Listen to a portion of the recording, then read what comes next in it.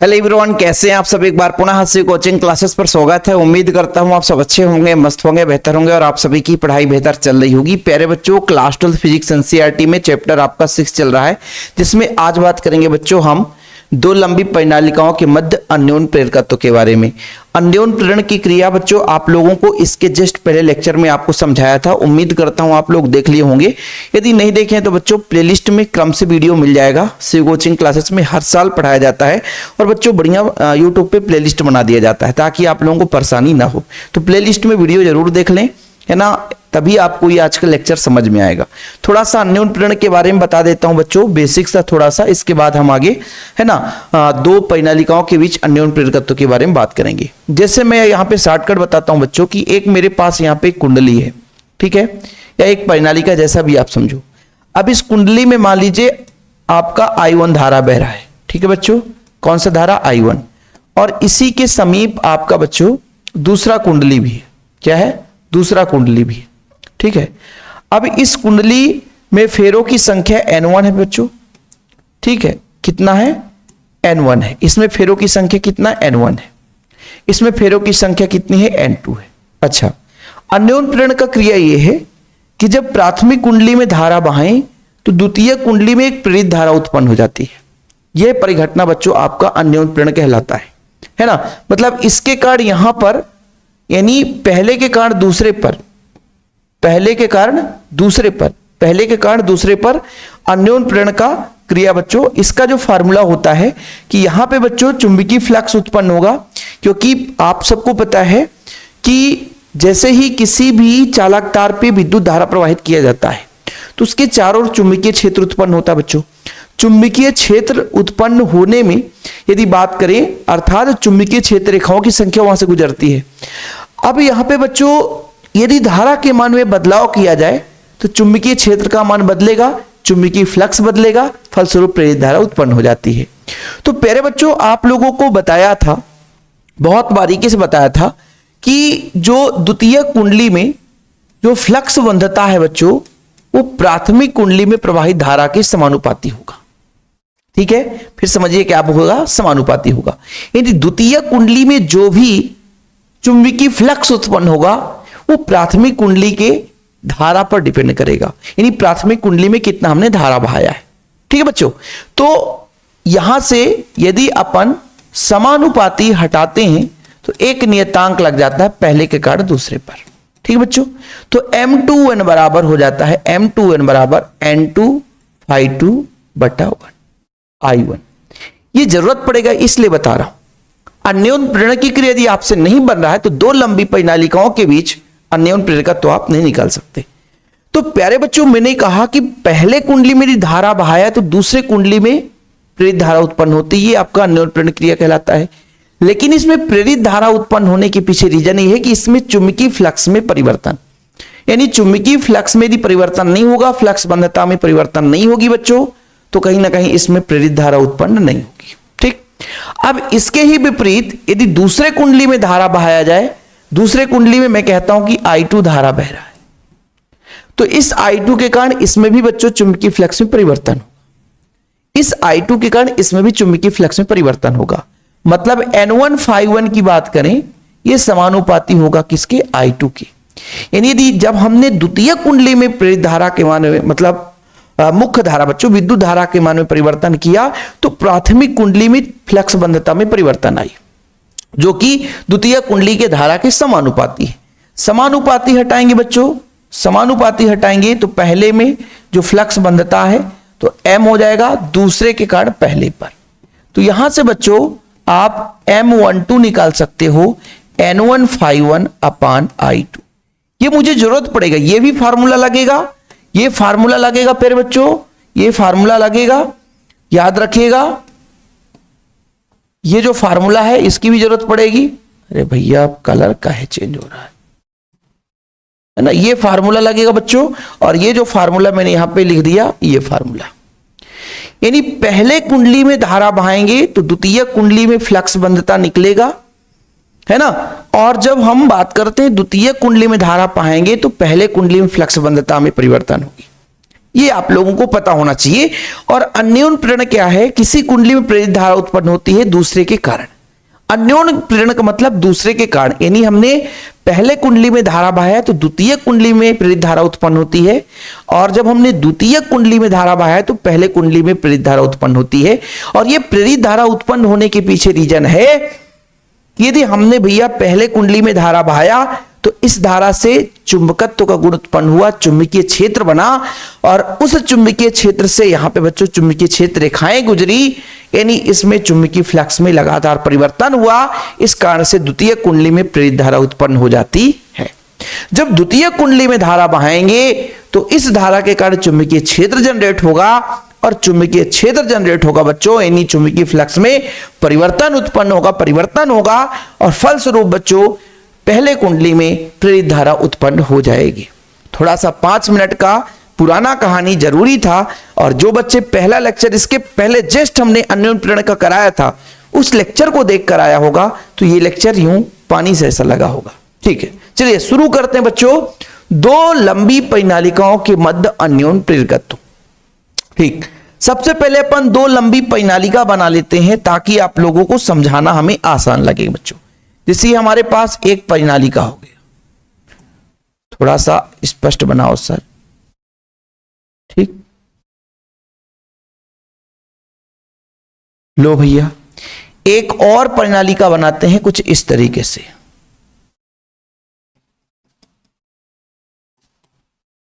Colour से ही बना देते हैं। 1 मिनट।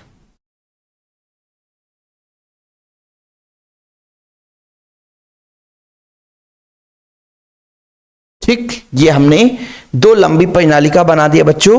यदि हमने कहा पहला तो पहला S1 है, और यदि हमने कहा दूसरा, ये बच्चों S2 है, एक दूसरे से बद्ध है। ठीक है, अब बच्चों पहले में यदि हम बात करेंगे, पहले में धारा कितना बह रहा है, मान के चलता हूं I1 बच्चों, तो दूसरे में धारा कितना बहेगा, बोलोगे I2 सर। ठीक है, यदि पहले में फेरों की संख्या N1 है तो दूसरे में फेरों की संख्या N2 है। पहले में चुंबकीय क्षेत्र B1 है तो दूसरे में चुंबकीय क्षेत्र B2 है। बढ़िया प्यार से मैं चित्र इसलिए बनाता हूं ताकि आप लोगों को दिक्कत ना हो सके। फिलहाल मैंने क्या कहा कि माना मेरे पास, देखना बच्चों बड़े प्यार से लिखना आप लोग, माना S1 और S2 दो लंबी परिनालिकाएं हैं जिनकी लंबाई समान है, यानी कह सकते हो कि माना, यहां से लिखना शुरू करता हूं बच्चों कि माना S1 व S2 समान लंबाई, ब्रैकेट में लिख दो स्मॉल l, समान लंबाई की दो परिनालिकाएं हैं, दो परिनालिका है, दो लंबी परिनालिकाएं, दो परिनालिकाएं। ठीक है बच्चों, समान लंबाई की परिनालिकाएं हैं जिनमें फेरों की संख्या, जिनमें फेरों की संख्या, जिनमें फेरों की संख्या कितनी मान ले बच्चों, N1 व N2 है। ठीक है बच्चों, N1 व N2 है, जिनमें फेरों की संख्या कितनी है, N1 व N2 है। यहां तक किसी को प्रॉब्लम नहीं। अब बच्चों यदि प्रति एकांक लंबाई में फेरों की संख्या, यदि प्रति एकांक प्रति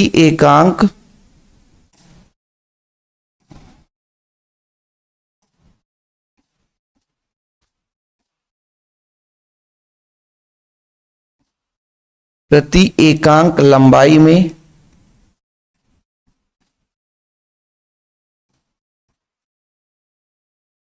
फेरों की संख्या N1 व N2 हो तो N1 का मान टोटल कैपिटल N1 में L का भाग दे देंगे और N2 का मान कैपिटल N2 में स्मॉल l का भाग दे देंगे। यहां पे समझने योग्य बातें हैं, आप लोगों को थोड़ा सा परेशानी होगी। मैंने कहा टोटल फेर की संख्या बच्चों N1 है, तो इकाई भाग में एकांक लंबाई में कितना होगा, तो मैंने कहा कि टोटल मान 10 है ना, तो इकाई भाग में बच्चों आप लोगों को कैसे निकालना पड़ेगा, कितने में 10 है, तो L में, जैसे मैंने कहा थोड़ा समझना कि यहां से यहां तक 100 लोग बैठे, इसको 10 खंडों में बांट दिया, तो इकाई के लिए क्या करना पड़ेगा, 100 में 10 का भाग देना पड़ेगा, तो इकाई खंड का निकल कर आ जाएगा। बात को समझिएगा, जैसे मैं कहा 100 रोटी है और 10 लोगों में बांटना है, तो एक को कितना मिलेगा, 10 मिलेगा। ऐसे कहा मैं टोटल फेरों की संख्या N1 है और इकाई को भाग बांटना है, तो कितने लंबाई बच्चों, इसकी टोटल लंबाई स्मॉल l है, तो स्मॉल l का भाग दे देंगे। ठीक, फिलहाल यहां तक किसी को कोई दिक्कत कि S1 और S2 समान लंबाई की दो परिनालिकाएं हैं, है ना बच्चों। यदि प्रति एकांक लंबाई में फेरों की संख्या N1 और N2 हो तो आप लोगों को इतना लिख देना है।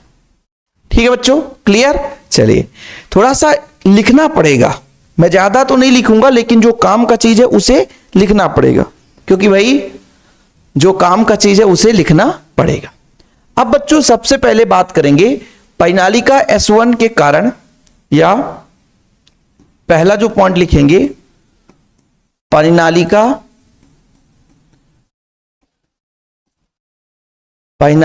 S1 के कारण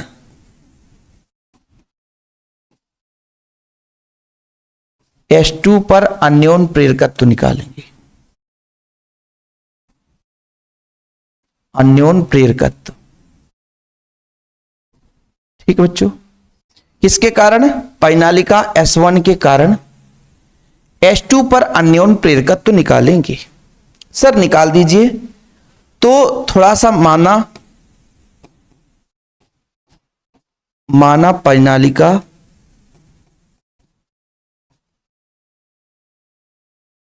S1 में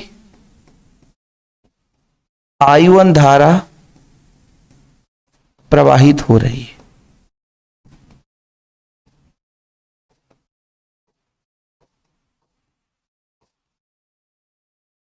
तब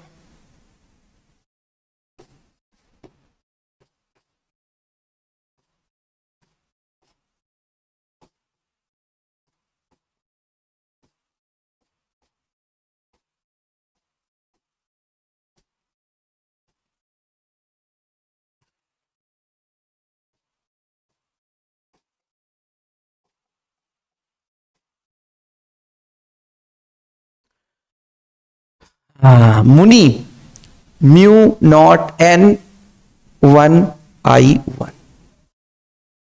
ये क्या लिख दिए सर, ये क्या लिख दिए, अरे प्यारे बच्चों, जब किसी परिनालिका में यदि धारा प्रवाहित करेंगे तो उस परिनालिका की बात करें तो एक क्षण चुंबक की भांति कार्य करने लग जाता है, और परिनालिका के किसी भी बिंदु पर जो चुंबकीय क्षेत्र होता है B बराबर मुनि होता है म्यू नॉट Ni, लेकिन फेरों की संख्या N1 है बच्चों, इसलिए स्मॉल n1 कर लिया। इकाई भाग की बात कर रहा हूं, S1 के कारण चुंबकीय क्षेत्र किसी बिंदु पर पहले निकाल रहा हूं, फिर तो भैया आप N1 का मान रख दोगे, N1 का मान रख दोगे। जब N1 का मान रखोगे तो B1 बराबर कितना, यहीं पे रख दो सर, यहां पर रख कर दो म्यू नॉट N1 के जगह कैपिटल N1 अपान L और बच्चों I1, ये आपका B का मान आ गया। किसका मान आ गया, B1 का मान आ गया। किसका मान आ गया फिर बच्चों, B1 का मान आ गया। और मुझे क्या निकालना है भाई, अभी तो मैंने कहा S1 में I1 धारा प्रवाहित किया, उस धारा के कारण चुंबकीय क्षेत्र उत्पन्न हुआ। अब उस चुंबकीय क्षेत्र के कारण द्वितीय कुंडली में चुंबकीय फ्लक्स में परिवर्तन होगा, क्योंकि आप लोगों को पता है कि भाई मैं पढ़ा रहा हूं तो मेरे कारण यहां पर चारों ओर साउंड का थोड़ा सा मैं धीरे बोलूंगा तो साउंड धीरे सुनाई देगा सामने वाले को, मैं तेज बोलूंगा तो साउंड तेज सुनाई देगा। ऐसे ही I1 के कारण जो B1 चुंबकीय क्षेत्र उत्पन्न हुआ है, इसी के कारण बच्चों फ्लक्स में परिवर्तन होगा, अर्थात द्वितीय कुंडली में चुंबकीय क्षेत्र रेखाएं जो गुजरेंगी उनकी संख्या में परिवर्तन होगा। ये B1 है क्या? I1 धारा के कारण चुंबकीय क्षेत्र है। पहले कुंडली में हमने धारा I1 बहाया, जिसके कारण कुंडली पे बच्चों चुंबकीय क्षेत्र उत्पन्न हो गया B1, यानी परिनालिका जो हमने लिया बच्चों, परिनालिका S1 के कारण चुंबकीय क्षेत्र इतना निकलकर आ गया। ठीक है बच्चों, अब मैं इससे ये कहूंगा, इसलिए परिनालिका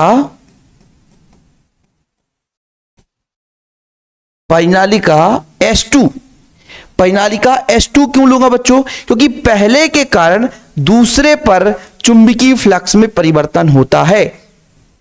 तो परिनालिका S2 के प्रत्येक फेरे से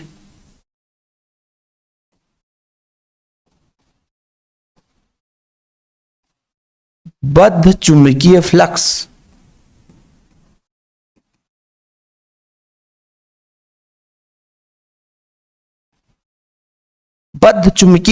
कितना होगा? यदि बच्चों प्रत्येक फेरे की बात करें तो टोटल फेरों की बात कर लेंगे तो भाई एक फेरे के लिए हम केवल φ1 कर सकते हैं, लेकिन टोटल फेरे कितना है बच्चों? फ्लक्स की यदि बात करें हम तो यहां पर यदि एक फेरे के लिए बात करें प्रत्येक फेरे से तो φ2 की बात कर लेंगे बच्चों, प्रत्येक फेरे से। तो यहां पर अपन कह सकते हैं द्वितीय कुंडली तो φ2, ठीक है, प्रत्येक फेरे से, है ना। तो φ2 बराबर कितना हो जाएगा? कितना चुंबकीय क्षेत्र है बच्चों और कितने क्षेत्रफल से होकर के जा रहा है, कितना चुंबकीय क्षेत्र है और कितने क्षेत्रफल से होकर जा रहा है। तो बच्चों φ2 का जो मान आ जाएगा, प्यारे बच्चों, वो कितना हो जाएगा? B1 का मान रख दो, B1 का मान हो जाएगा μ0 N1 बटा L I1 इंटू A। अच्छा, किंतु परंतु पहले के कारण दूसरे पर मैंने आपको बताया था सर कितना होगा, तो मैं एक बार फिर से बता देता हूं। अन्योन प्रेरकत्व तो बच्चों कैसे निकलता है? जो फ्लक्स बंधता है, दूसरे में जो फ्लक्स बंधता है, टोटल फ्लक्स बंधता है वो किसके समानुपाती है? वो I1 के समानुपाती है। किसके समानुपाती है?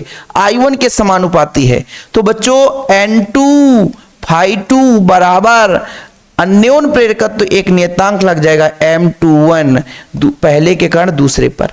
अब बच्चों M21 यहां से निकाल सकते हो ना? हाँ सर, निकाल सकते हैं, N2 φ2 अपान I1। इसीलिए शुरू में अन्योन प्रेरण की कहानी हमने आपको समझा दी थी ताकि आपको प्रॉब्लम ना हो सके प्यारे बच्चों। तो यहां पर आप लोगों को क्लियर चीजें समझ में आ गई होगी। इसलिए φ2 का मान रख दो प्यारे बच्चों, तो हमारा M21 का मान निकल कर आ जाएगा N2 बटा I1 है, इसको रहने दो। φ2 का मान कितना है? μ0 capital N1 upon L I1 into A। कुछ I1 से I2 कट रहा है सर, तो M21 आ चुका है हमारे पास। M21 कितना आया प्यारे बच्चों? तो M21 का मान आ गया है, कितना आया है? तो M21 का मान कितना आ गया प्यारे बच्चों? तो यहां पे I1 से I1 कट जाएगा, μ0 बचेगा कि नहीं बचेगा? N1 बचेगा, N2 बचेगा, N1 भी बचा, N2 भी बचा, और A बचा बटा में L बचा। जी हाँ भाई, ये अपना वैल्यू किसका आया है? पहले के कारण दूसरे पर अन्योन प्रेरकत्व, पहले के कारण दूसरे पर अन्योन प्रेरकत्व का मान आ चुका है। अब आप लोगों को लगे स्क्रीनशॉट ले लो, कभी भी डिलीट हो सकता है, ये तो फिर दिक्कत हो जाएगी ना सर। एक और कॉपी कर दो, ठीक। अब अपन जानते हैं क्या करेंगे प्यारे बच्चों, अब अपन जानते हैं क्या करेंगे। दूसरे के कारण पहले पर निकालेंगे। ठीक है, थोड़ा सा बोलो सर डिलीट क्यों कर रहे हो, चिंता ना करो, सब कुछ आपको देखने को मिल जाएगा। माना ना लिखना पड़े इसलिए अपन ऐसा कर रहे हैं। ठीक है, चलो थोड़ा समझने की कोशिश करिएगा।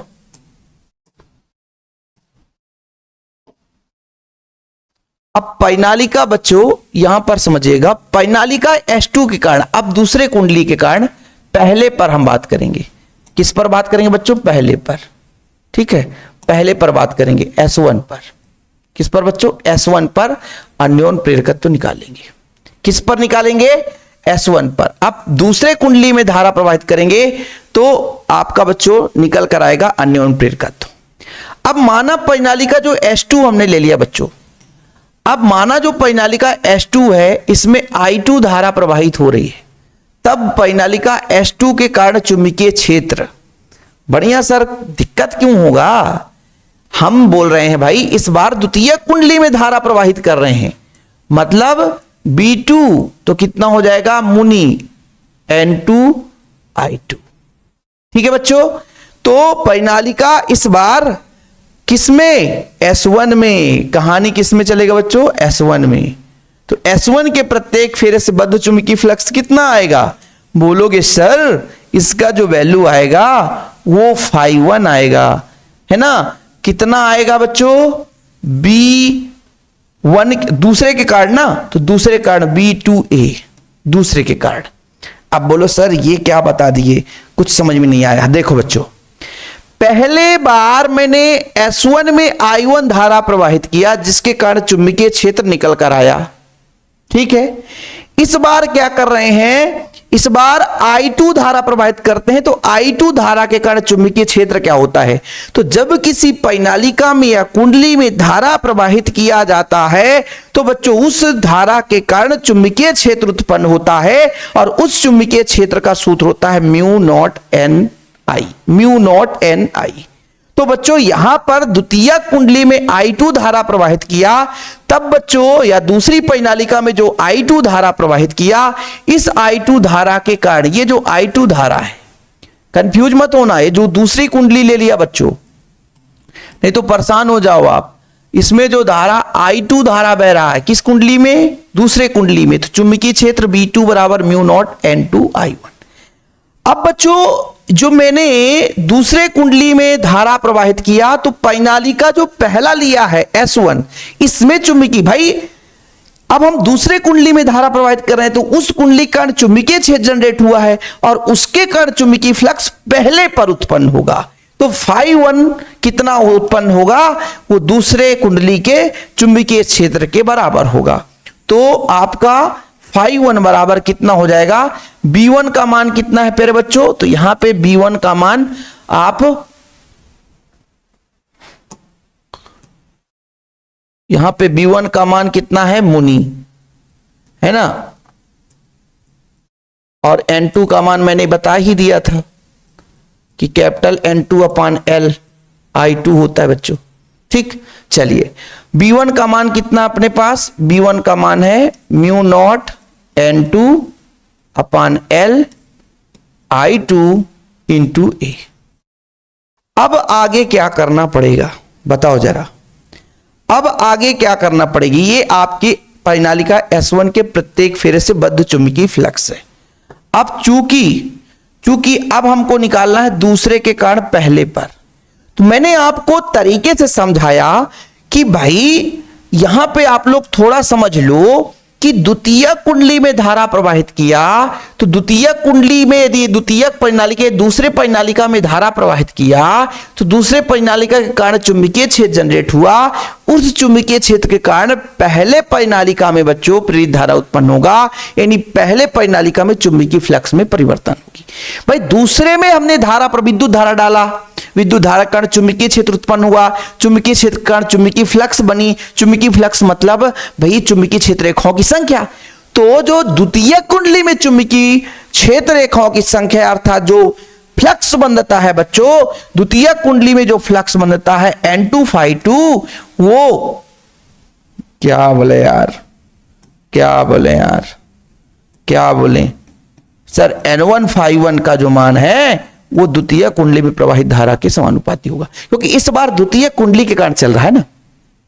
तो द्वितीय कुंडली के कारण पहले कुंडली में, उल्टा ना बोल दूं इसलिए थोड़ा सा बार बार रिपीट कर रहा हूं, क्योंकि शब्द पहले दूसरे में दिक्कत हो जाती है ना। किस बार द्वितीय कुंडली में धारा प्रवाहित किया, तो पहले वाले कुंडली में चुंबकीय फ्लक्स में परिवर्तन होगा, तो पहले वाले कुंडली में बच्चों फ्लक्स बंधता में वैल्यू निकलेगा। तो पहले वाले कुंडली में फ्लक्स बंधता कितना होगा, तो बच्चों I2 के समानुपाती होगा।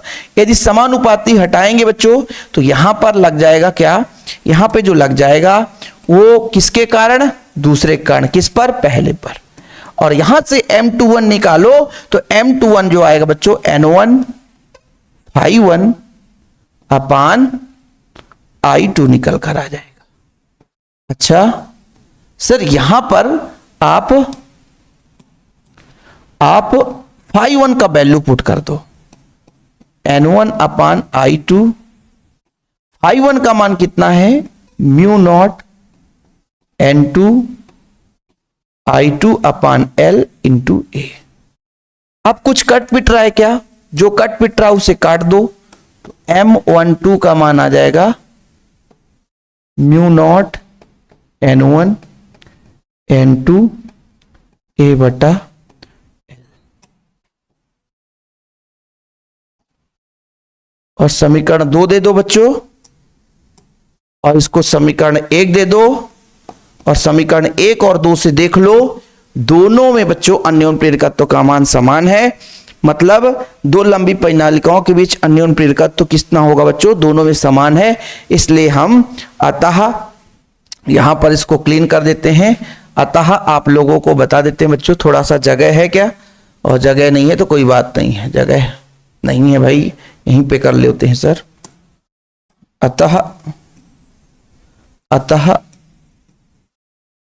अतः दो लंबी परिनालिकाओं के मध्य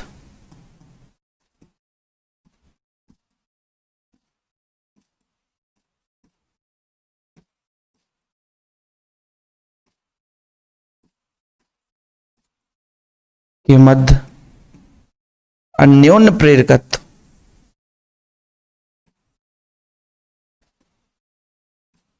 अब m बराबर कर देते बच्चों, म्यू नॉट N1 पर भी डिपेंड करता है, N2p और क्षेत्रफल पर और लंबाई पर, दोनों का लंबाई समान है।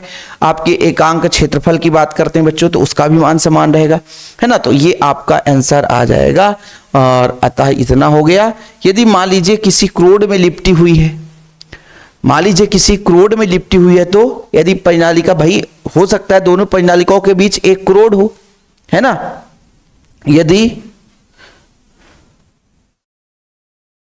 यदि मान लीजिए यहां पर लिख दूं कि यदि म्यू आर आपेक्षिक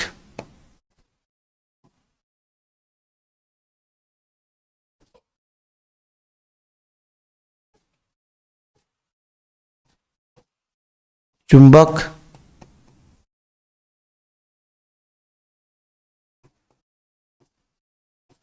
शीलता का क्रोड हो, तब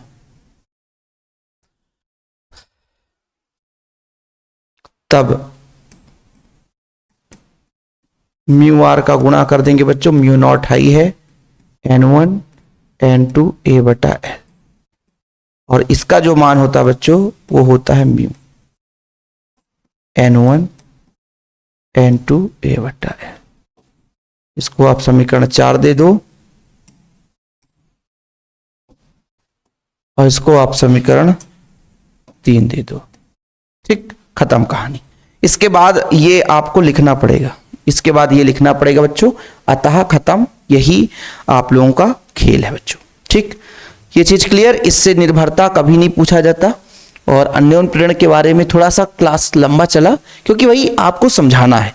मेन पॉइंट आप लोगों को यहां पे समझना है मेन पॉइंट यहां पे समझना है कि भाई जब हम पहले में धारा प्रवाहित करेंगे बच्चों, देखो हम यहां पे भी समझा रहे थे आपको, यहां पे भी समझा रहे थे कि पहले पे धारा प्रवाहित कर रहे हैं तो चुंबकीय फ्लक्स इसमें बदलाव होगा, दूसरे पे धारा प्रवाहित करेंगे चुंबकीय फ्लक्स इसमें बदलाव होगा।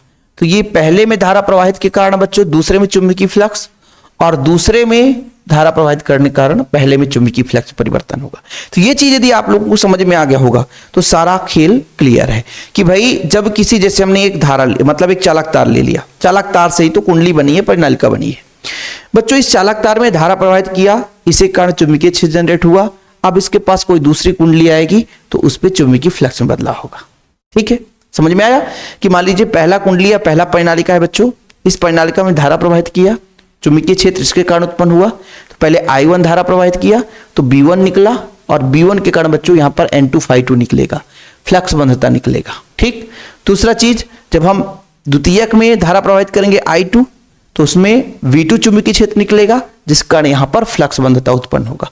इस तरीके से अपना आज का क्लास खत्म है। और नोट्स लेने के लिए कॉन्टेक्ट नंबर हमेशा अपना पर्सनल नंबर शेयर करता हूं 96 85 29 91 49। बाकी बच्चों एक बूंद जिंदगी है ना पानी से बनी है,